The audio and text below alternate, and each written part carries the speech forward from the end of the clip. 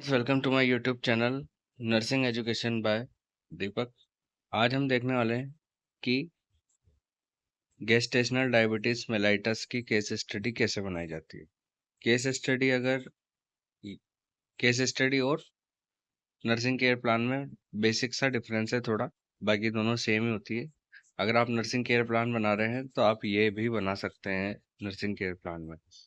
तो सबसे पहले क्या लिखना होता है केस स्टडी में या नर्सिंग केयर प्लान में? Identification of data, identification data लिखना होता है।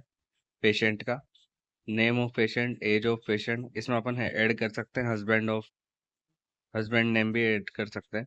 Sex, date of admission, education, occupation, address, marital status, diagnosis. ठीक है। उसके बाद चीफ कंप्लेंट लिखनी है हमें।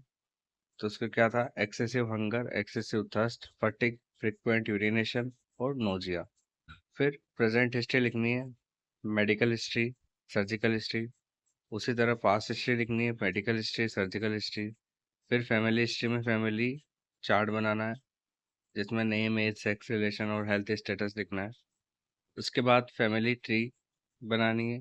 देन पर्सनल हिस्ट्री लिखनी है, diet, activity, sleep pattern, elimination, allergy, immunization.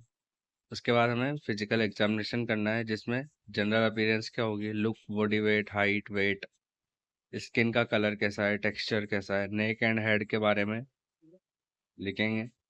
उसके बाद नोज का करेंगे हम। उसके बाद माउथ का करेंगे, फिर ईयर्स का, फिर आईज का, देन चेस्ट का, फिर एब्डोमेन का, फिर एक्सट्रीमिटीज का, देन जेनाइटल सिस्टम्स का। उसके बाद हम वाइटल साइन लिखेंगे।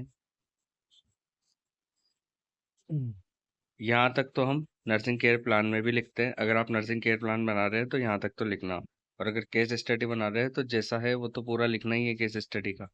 तो ये वाला पार्ट जो है गेस्टेशनल डायबिटीज मेलाइटस के बाद ये जो डेफिनेशन से स्टार्ट है ये हमें नर्सिंग केयर प्लान में नहीं लिखना होता है। ठीक है। तो इसमें हम डेफिनेशन लिखेंगे, कोजेज लिखेंगे उसके बाद क्लासिफिकेशन लिखेंगे। अगर आपको वीडियो ब्लर नज़र आ रही है तो वीडियो की क्वालिटी को इंक्रीज कर लीजिएगा। और अगर आपको इसकी पीडीएफ चाहिए तो आप मुझे टेलीग्राम पर मैसेज कर दीजिएगा, मैं टेलीग्राम ग्रुप का लिंक डिस्क्रिप्शन में मेंशन कर दूंगा। उसके बाद क्लासिफिकेशन लिखने होते हैं, फिर टाइप्स होते हैं, A1 A2। उसके बाद साइन एंड सिम्टम्स लिखने होते हैं, बुक के अकॉर्डिंग क्या है और पेशेंट के अंदर हमें क्या देखने को मिल रहा है। उसके बाद डायग्नोस्टिक टेस्ट होते हैं, डायग्नोस्टिक टेस्ट में बुक के अकॉर्डिंग क्या है और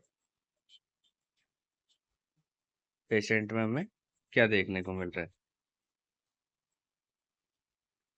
उसके बाद मेडिकेशन चार्ट बनाना है जिसमें नेम ऑफ ड्रग लिखना है, डोज लिखनी है, रूट लिखना है, टाइम लिखना है और ड्रग का एक्शन क्या होगा वो लिखना है। देन मेडिकल मैनेजमेंट लिखना है, सिम्टोमेटिक ट्रीटमेंट होता है वो लिखना है, जो सिम्टम्स के अकॉर्डिंग हम करते हैं ट्रीटमेंट। फिर नर्सिंग डायग्नोसिस लिखना है। अब यहाँ तक तो हम मेडिकल मैनेजमेंट तक तो, अगर आप केयर प्लान बना रहे हैं तो डायरेक्ट वहाँ पर वाइटल साइंस के बाद नर्सिंग डायग्नोसिस से स्टार्ट करना, जो ये बीच का पार्ट है वो स्किप कर देंगे। फिर हमें कुछ नर्सिंग डायग्नोसिस लिखना है। ठीक है।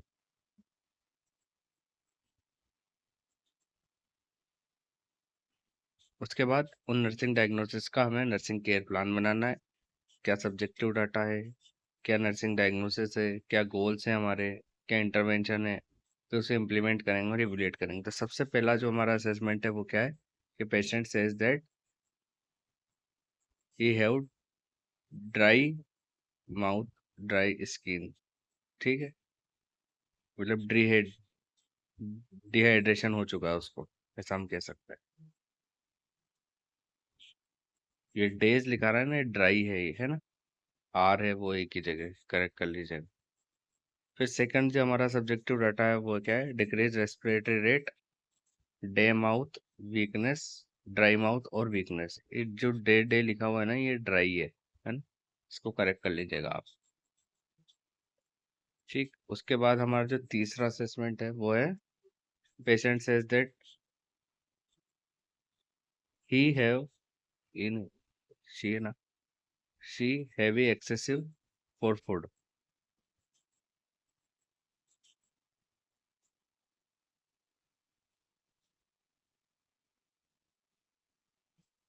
ये वाला जो सब्जेक्टिव डाटा है इसका मतलब है कि फ्लूइड वॉल्यूम जो है उसके अंदर डेफिसिट हो चुका है। ठीक है। और फिर हम देखते हैं हेल्थ एजुकेशन, उसके बाद कंक्लूजन, देन बिब्लियोग्राफी, और ये हमारी केस स्टडी हो गई खत्म। किस पर? गेस्टेशनल डायबिटीज मेलाइटस पर। अगर आपको वीडियो अच्छी लगी हो तो वीडियो को लाइक कर दें, चैनल को सब्सक्राइब कर दें और अपने दोस्तों के साथ शेयर कर दें, ताकि आने वाले टाइम में आपको इस तरह की और वीडियो मिलती रहे। Thank you so much.